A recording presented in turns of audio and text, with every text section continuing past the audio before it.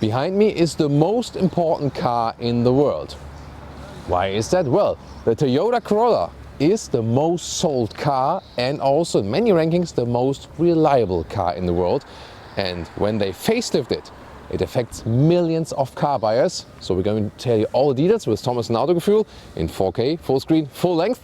Let's go with this new front here, a sportier front grille and also new headlamps with matrix LED as an option. And you can either get a pure petrol engine for US markets, European markets will be hybrid only.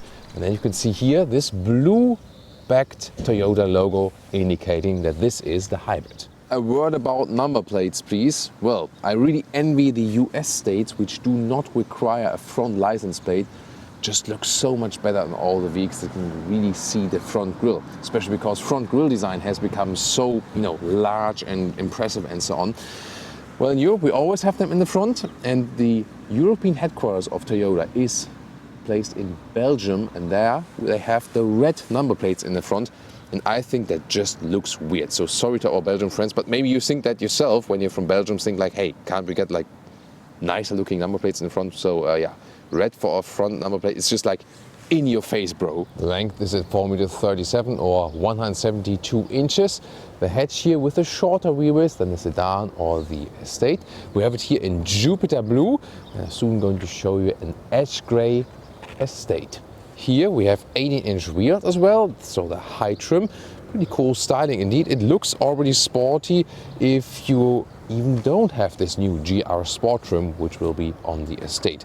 And the characteristic sign is actually more towards the rear.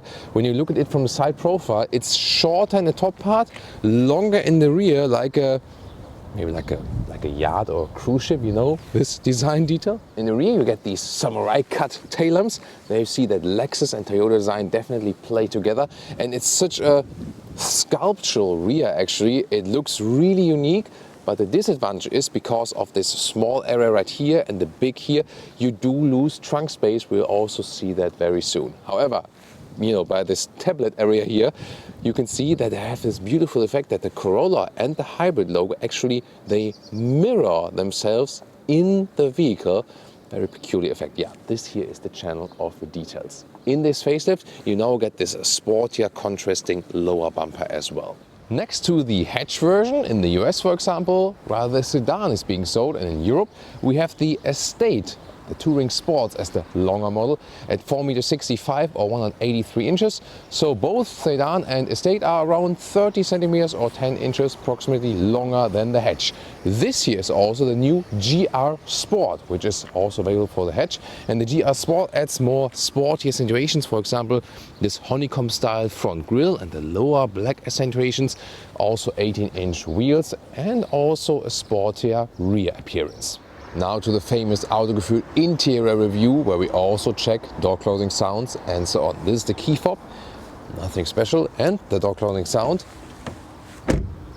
is also nothing special. Nice white contour stitch. This is also soft right here. So the top structure here looks good. The window levers not that good actually. These nice entry badges right here in the lower part. And then I'm really a fan of these floor mats, with the contrast around that looks like from a super high luxury car. That's still real buttons at the steering wheel, for example for the volume control right here and right side for the cruise control. Take a look at the seats. They're actually pretty spectacular because even in normal trims they are integrated head restraint alike sport seats, so they look pretty fancy.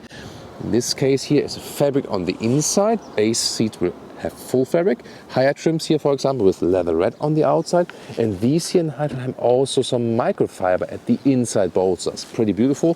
Soon also taking a look at the GR Sport seats. In the US you can also get a full leatherette called Softex. GR Sport interior features red contour stitches. The base seat form is the same, has the sportier seat with integrated head restraint, but you can see here fabric on the inside, leatherette on the outside, bright accentuations and this GR stamped in here at the head restraint, so also a beautiful design for the GR Sport.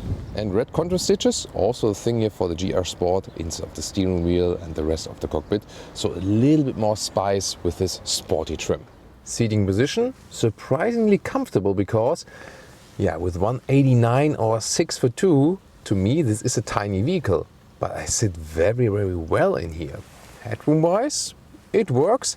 And also this sport seat, actually, it is sporty and comfortable at the same time, so you feel like you would be sitting in a bigger vehicle. So no complaints at all about the comfort, and also because of the fabric surface here, it stays cool in summer, stays warm in winter, and also somewhat breathable. So very satisfied with that, and also with the steering wheel position and so on, manual control in and out, up and down, and also in a very smooth way. So this perceived quality when you sit here in the driver's seat is actually pretty good. Interior cockpit overview, clean layout. I really like the soft touch here at the dashboard with the white contrast stitches.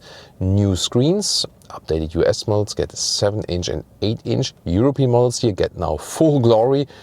12.3-inch digital instruments on the left, and on the right side 10.5-inch, and soon more details to all of these. Interesting is that we have still real buttons, for example a volume control on the screen with buttons. Yes, a real climate unit here, easy to turn, also for the vent strength and so on. Really appreciate this easy solution. Software update, you can see here even the car internal GPS is smooth and responsive now.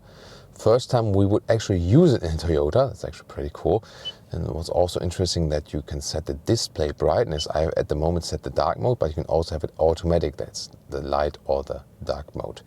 Then the CarPlay integration. That one is also wireless. Android Auto would be wired at this moment. And we also have the JBL sound system in here.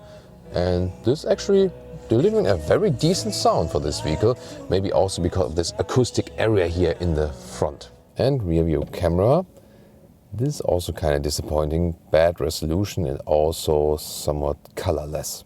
These are the digital instruments, pretty clear to read. You also have some adaptive content like this, what you want to see in the middle part, but really? This is the map guidance in the instruments? Not sure if this is going to be helpful in any way. So rather keep it with reading the speed, I guess. CarPlay and Android Auto doesn't show there, by the way. This is just the car internal map, but yeah, again, not really that helpful. And you also get this head-up display. Middle console in the front, inductive charging pad. And then you have here this seat heating, 2 levels, and listen to that. Old school clicking sounds. And then further down below, shifting up to the sports mode, down to the eco mode, so it's also about the throttle input. And then this shifting lever is actually quite cool. It's a real run, old school one. And then listen to that. Yeah, when you do the quarter mile, you would do like this. Yeah, just kidding. Here, this is not D mode. And when you put one more further behind, you're in the B mode.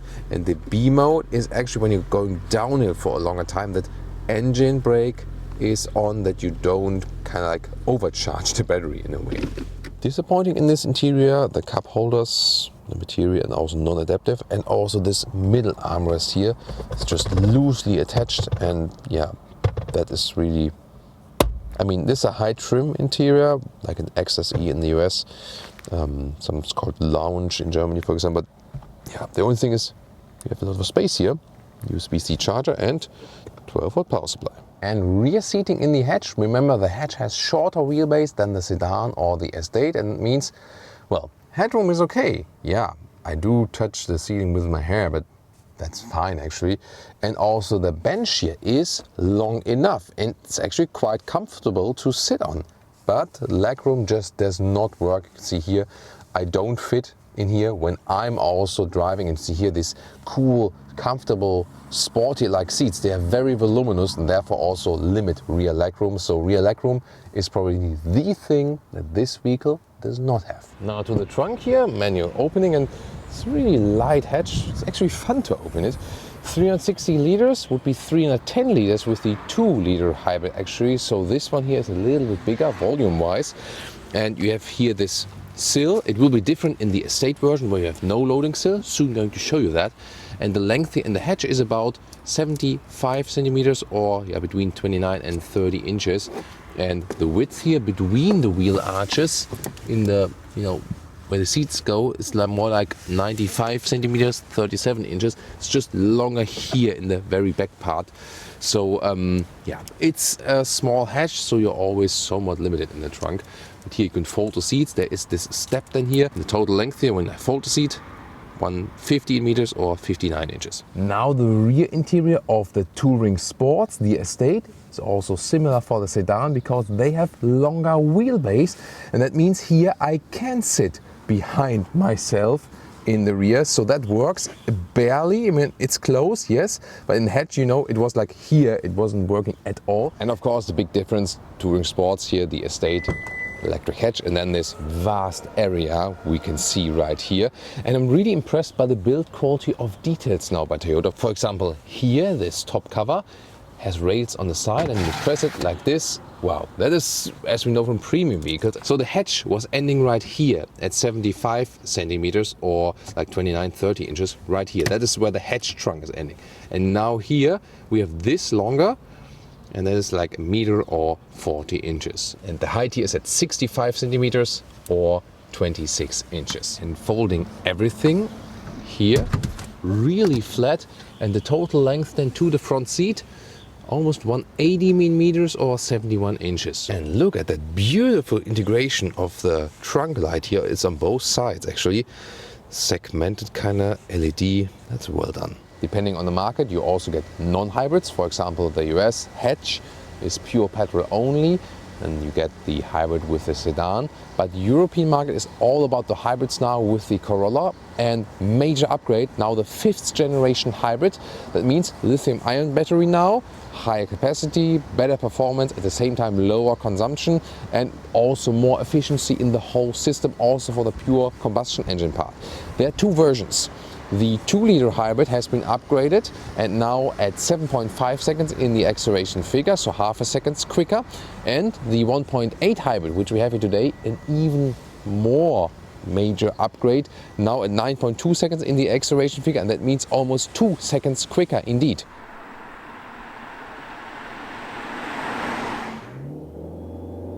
Acceleration.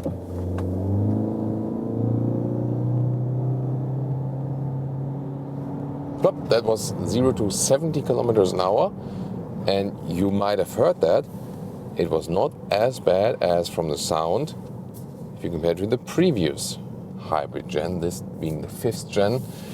So basically you have, especially when you drive normally and so on, lower RPM, less engine noise, at the same time more performance, also because of that new battery and so on. But it sounded not too bad, you know. So they call this here eCVT, but it's not a mechanical old CVT, you know, where you have this, you know, like this cone and you have a, you know, belt running over it, different status. That's like the old CVT mechanical concept, but their eCVT here is working with a planetary gearbox, but is working like a CVT. A very interesting system indeed, and it is definitely smoother now. This was the sport mode. Otherwise, you would normally go to the normal mode, and the throttle input is also normalized. In sport mode, throttle input is a little bit more. Steering-wise, doesn't make a big difference actually. And making use of this hybrid drivetrain is really driving it in a very, very smooth way. So just slightly on the throttle, then maybe going off the throttle, a little bit on the brakes. You use recuperation again. You have these electric moments. This one is not about how far does it go all electric. It's always changing back and forth, and then you can also score a good mileage, and we're talking about fuel consumption later on at the end of the driving part. Here also, when you're going uphill and I accelerate a little bit harder maybe, you hear it is not as noisy as before, and at the same time you've also experienced that especially the 1.8 hybrid is so much quicker than before. It's 1.7 seconds quicker, to be very exact, if you compare it to the previous gen. So upgrades for both engines, also for the 2-liter hybrid, but the upgrade here in the 1.8 is just more significant. That's very interesting. If you talk about which one is more efficient, by the way, the 2-liter engine is more efficient. Why? The combustion engine part is more efficient actually. They get the same battery, the new lithium-ion battery, but the combustion engine part is more efficient with the 2-liter engine, although it is the more powerful one. It just has a higher efficiency factor actually. Very, very interesting aspect as well. But both will score good consumption figures for sure. In general, the driving is super smooth, also from the whole vehicle. Suspension is also doing a good job. The steering is pretty light, but exact and precise, so I also like that. It gives you a good feeling to the vehicle, and these sport seats here, they hold you tight, but at the same time they're comfortable. So although it's a really small car here as hatch, it conveys a feeling already of being somewhat larger and more comfortable, and this will of course even more so count for the sedan and the estate version, which also have a longer wheelbase. Here the hatch would then be a little bit more versatile vehicle that you can have some fun and lane changing, and it is indeed a lot of fun. These engines, they are tuned for efficiency, so they are not about most fun, so they're not that responsive. With the pure petrol engine you will have some kind of a different driving feeling. The hybrid is really more tuned into that smooth driving and the smooth transitions, and that's also fun. I can also show you later when we're more like stationary or parking in and out, there you can also make use of that one, and then, for example, ease in and out of the parking lot just pure electric. That's also pretty cool. So you always calm down when you're driving that one here, and in this new 5th gen hybrid system, that helps you to calm down because you don't have this ECVT effect that you had in the previous generation. A little bit, it's still there, but definitely less than before. I think it also handles very well here in the corner, at the moment going uphill. But it's also interesting as for the consumption with the topography changes, because at the end of the day, when you have this hybrid system, you gain back some energy, and topography changes are not bad at all. With normal combustion engines without any hybrid system where you cannot gain back energy, every topography change is basically a fuel loss. But here that's definitely different. Once again about this B mode in this shifting selector, this would be really when we're going down and on the other side, and you're going like an alpine pass down again for like half an hour, and you want to use the engine brakes that the normal brakes don't overheat, and at some point the battery is also full from that recuperation, and then you can't get any more battery energy in that battery, so you would need basically this B mode.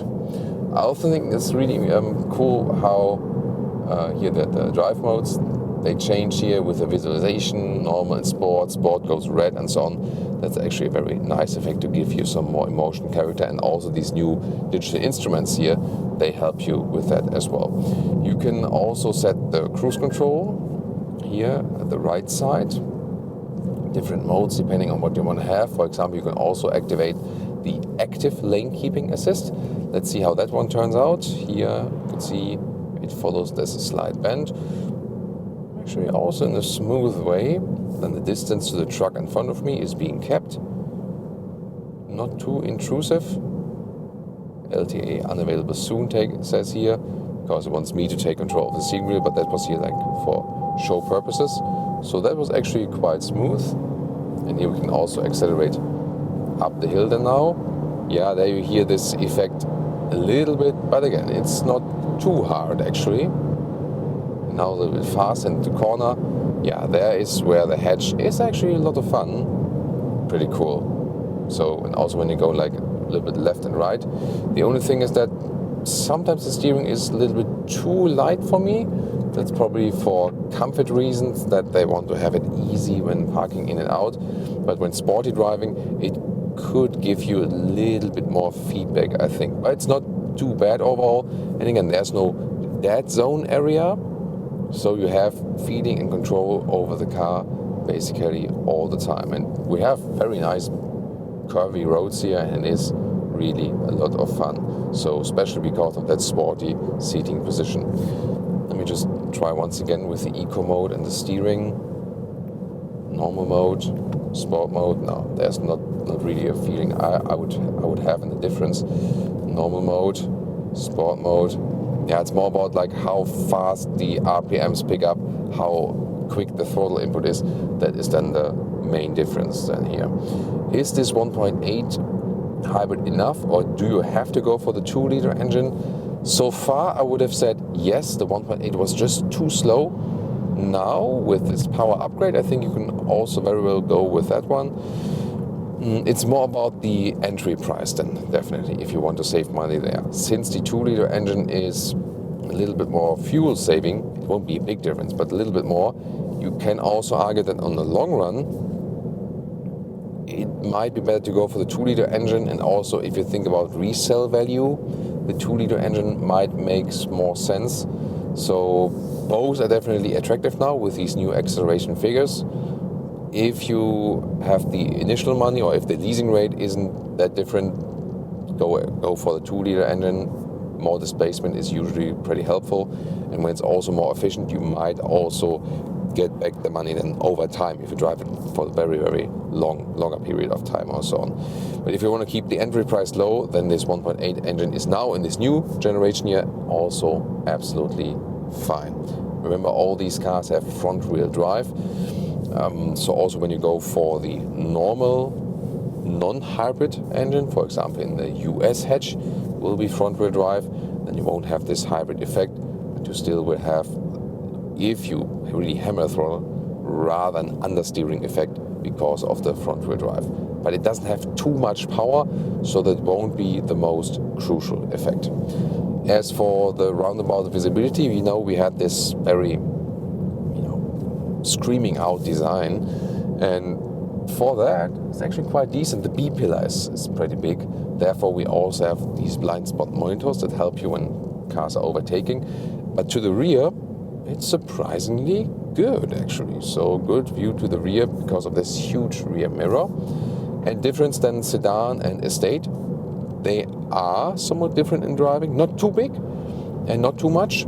The weight difference, for example, hatch and estate is just, I think it was like 60 kilograms or something. So it's that, the significance is that little that they even have the very same acceleration figure, the hatch and the estate, with the same engines, of course.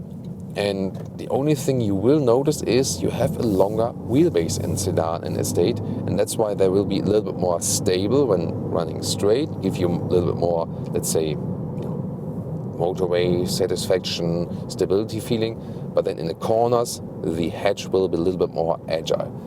It's not too big actually, but you will have a little bit more fun here in the hatch and a little bit more calmness and stability in the estate and in the sedan. So I think I really like the changes here with the facelift, not only visually, also interior-wise, with the infotainment upgrade, and also especially then with the engine, this one is actually more fun, and overall just a very smooth driving experience with this system here overall. Also when it's getting a little bit tighter, I like how, seeing that last turn in, how precise the wheels were following my commands, and that is actually then also fun in the corners. But the big question now is here, when we finished our loop, we'll drive more kilometers now to get a realistic result, to give you the final fuel economy figure.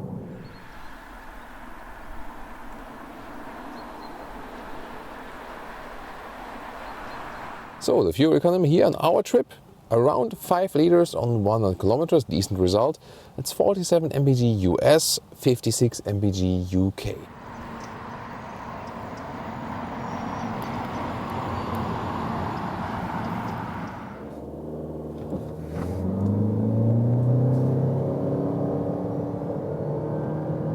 That was 0 to 70 kilometers an hour with the 2-liter hybrid. He had 196 horsepower, so approximately 200 horsepower, and 1.7 seconds quicker, so almost 2 seconds quicker in the 0 to 100 kilometers or 0 to 60 miles an hour acceleration figure. Here the 2-liter hybrid if you compare to the 1.8-liter hybrid. What you feel engine noise-wise, not sure if you also realize it with the acceleration, this high displacement directly leads to some more low frequency engine noises. That's likable, I would say. So it sounds a little bit better in that respect. but of course it does not change like the whole driving characteristic or something. You know, the same things count for that you have more the smooth driving experience with a lot of electric moments. And also in our first driving part, there's an interesting gauge right there. Last ride it was also around 65% where we had the EV only. So that's very interesting that most of the time we've been driving electric. Still, there is the consumption because you need the combustion engine in the moment where, for example, you're going uphill and so on. Therefore, there's still significant consumption left. But there you can see, especially in the city and so on, you drive locally emission-free for a lot of time. That's also a good thing to improve the air in the city, for example. And it's also fun actually to ease this car around, just pure electric here and there. Then you've seen the acceleration difference is there. You also have to, see the difference 0 to 70. That's also very interesting. And agility-wise, here we also have the estate, also the wheelbase that would be almost similar in the sedan. And you feel that indeed you have a little bit less agility in corners. It feels a little bit calmer and more settled on the road. So when going straight, this is a good thing. And in corners, the hatch is a little bit more engaging. But it's also not that I would say, oh, I'm driving a completely different vehicle, but just an iteration of a vehicle. So both are fun to drive. The hatch just a little bit more, and this one here good when you're on the family trip, on the motorway and so on. You have all the luggage inside. But still here, driving the very same corners is a lot of fun. The interior room feel is of course also a little bit different than here with the estate, just because of different acoustics you have from the rear, but also that's not a big difference. Still, sometimes the vehicles in their versions, they have just a different rear overhang, then the driving is more or less identical, but when they have different wheelbase, it always does differ a little bit. Do I really feel that I have the 2-liter engine in here instead of the 1.8? Told you about the sound difference slightly. When you really hammer the throttle, then you do feel a difference. But when you're driving rather slowly, and always set on this smooth hybrid transition experience, then you don't feel too much difference actually. So it's more, do you need a stronger acceleration? Do you drive more on the motorway, for example? Also, do you drive more with car loaded, with many people inside or much luggage? Then the additional horsepower, the strength of that bigger engine might play a role. But if that's not a crucial factor to you, then you might as well also live with a smaller engine. So when you keep it steady, let's say like this perceived difference is not that large. Of course, when you have moments like these, it's uphill and then you go on the throttle, then you feel it's a little bit more instant, that acceleration, and you just have a little bit more punch. It comes easier. So it is a little bit cooler in the acceleration. Also here, the same thing is applied with this 5th generation hybrid drivetrain. So you have less of this rubber band effect from the known mechanical CVTs, lower RPM if you compare it to the previous generation hybrid, and therefore just an easier driving feeling, a calmer driving feeling. So really good what they have improved here with the engines, and we've already seen it with the hatch. Good fuel economy. Of course, here at our end of the test drive with the estate, we'll also take the fuel economy in here from the bigger hybrid system. Overall, really cool drive. So no matter if hatch, estate or sedan, they're all kind of similar. Wheelbase is different, and also the drivetrains, they are also kind of similar. So you have like small steps between individual engine and trims, and also the different versions of the very same car. It still stays one Corolla for sure.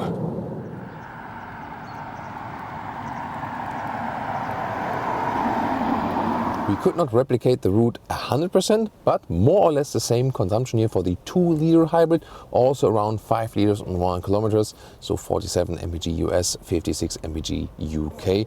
it will depend then on the profile actually where it is more efficient. So when you have more share of pure combustion driving, then the 2-liter engine will actually be a little bit better, unless you use more of that more horsepower you also have available. So it really depends actually, but more or less both a very, very good consumption figure, as we know from the Toyota hybrids. You can also compare the Honda Civic hybrid or brand internally the Toyota Corolla Cross.